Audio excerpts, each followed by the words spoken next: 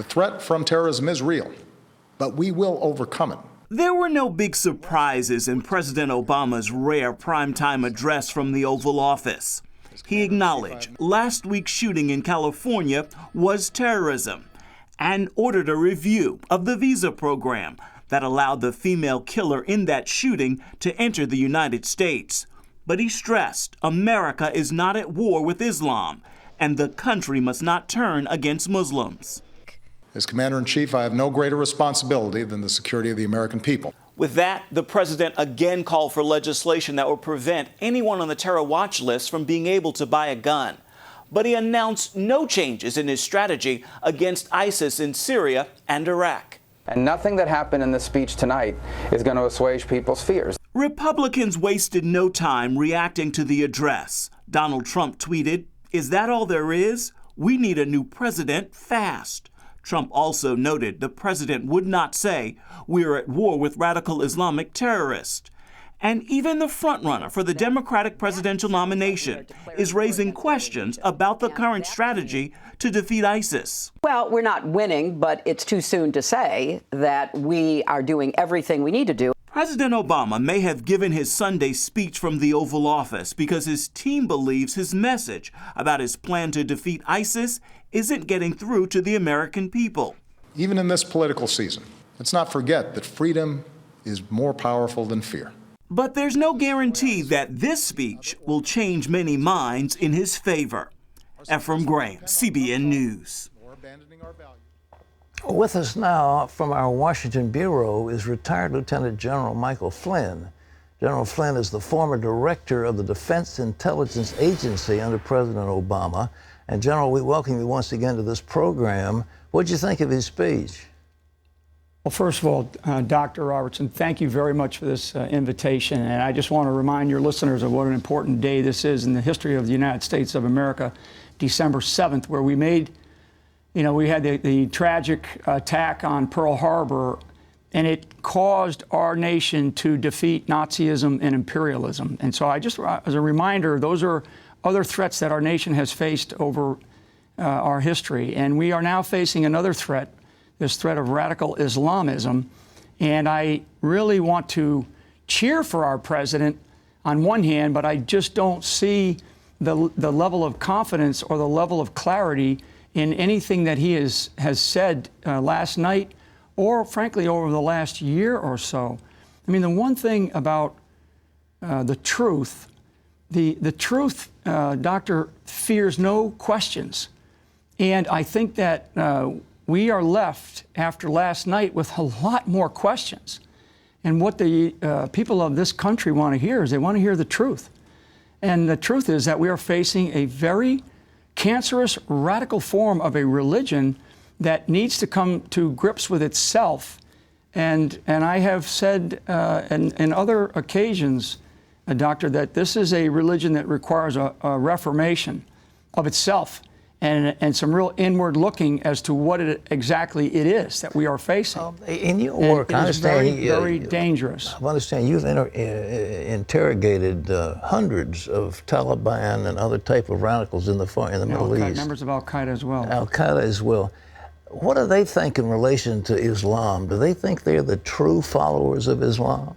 They do. I mean, they do. I mean, if you read the Quran, if you read the Hadiths, which are essentially the beliefs within the Quran, you talk to these individuals who have a deeply rooted belief in this Sharia law, a law that, in fact, is the part of constitutions of many of the Muslim countries around the world.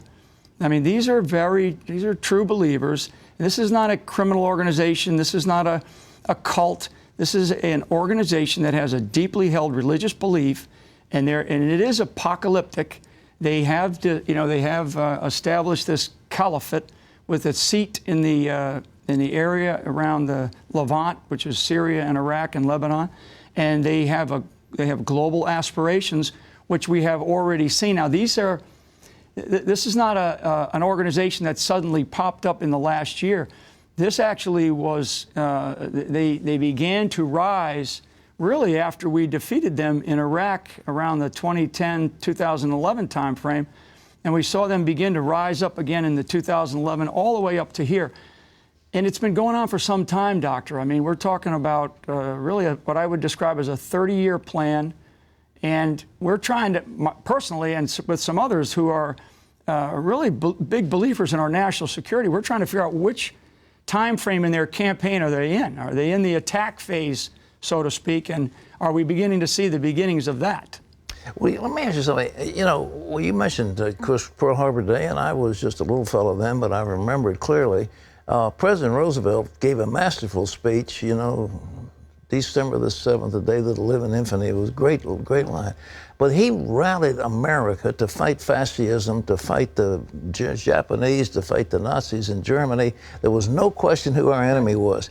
Why will not the President Obama clearly state who our enemy is? I mean, his speech yesterday was kind of like, well, we got to be nice to these people because we want them as our friends.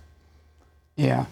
So it's been very clear to him, been clearly briefed to him, stated to him. I know he's had documents put in front of him describing who this enemy is. And I think that it's been a real problem and, you know, a tragedy in some accounts that he doesn't, or he refuses to clearly identify the enemy. Doctor, I've been an intelligence officer and have had to clearly identify the enemy to many commanders on many battlefields over my career. And if I could not clearly identify the enemy, then I wasn't worth my, you know, it wasn't worth the salt in my body to those commanders. Until you clearly identify the enemy, you cannot then decide how to defeat it, how to destroy it, or how to, in this case, eliminate this enemy. So the lack of that clarity and why the president refuses to do this, and I like I said earlier, I want to cheer for our president. Any American worth their salt wants to cheer for their president, but he's not giving us a lot to cheer about right now.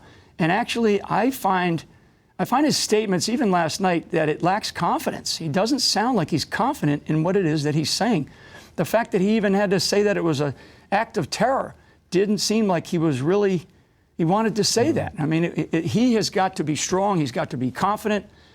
We want to see leadership out of our president so we can cheer for him so this country can figure out what it is that we are going to have to face when we talk about this radical form of Islamism, which is going to take a long time to eliminate. General, at least the president drew a line in the sand having to do with chemical weapons in Syria, did nothing about it having made that statement. We slid from behind in Syria. We did almost nothing in Syria. Did the Defense Intelligence Agency give a clear picture to the administration of what they were facing and what would happen if we didn't act in Syria? Yes, I mean, and I would say a combination of the intelligence efforts from certainly on the military intelligence side, been very clear. I think this use of chemical weapons in Syria was an unbelievable act of outrage, never mind violation of international law and international moral behavior to use really deadly chemicals against your own people and killed quite a number and did it more than once. And so we should either not state our red lines, or if we state them, we must do something about them instead of no action. And that takes away a lot of shine or respect from our nation. I mean, people around the world expect the United States to be the global leader.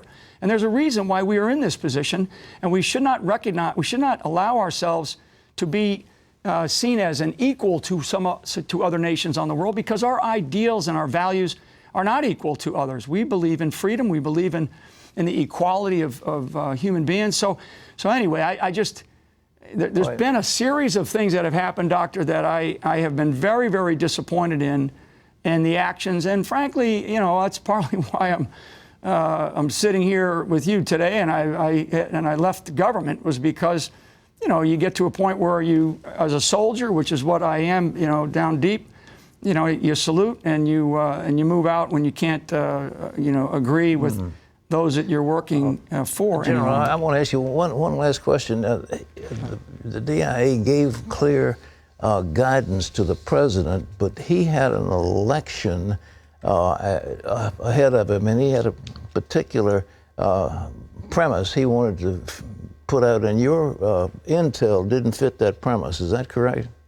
Yeah, and I would use, or the narrative, Narrative, Doctor. yeah. You know, the narrative was Al-Qaeda was on the run. They were defeated. We had, you know, previously killed bin Laden. So there was a sense of sort of, I would just describe it as political euphoria, and it didn't fit a particular narrative. And therefore, you know, that they did not want to accept that, well, in fact, these guys are rising. They are increasing. At that time, my assessment, our assessment, was that the number of groups had almost doubled in size. These groups of terrorist groups that were associated in some capacity with Al-Qaeda. So for anybody to say that, you know, that they were on the run is irresponsible. And we now are facing a problem that we've given a lot of time to grow, and we're going to have to deal with it in vastly different ways, Doctor. I mean, this is, for your listeners, and I want people to understand that this enemy has the willingness and intent to steal away our way of life.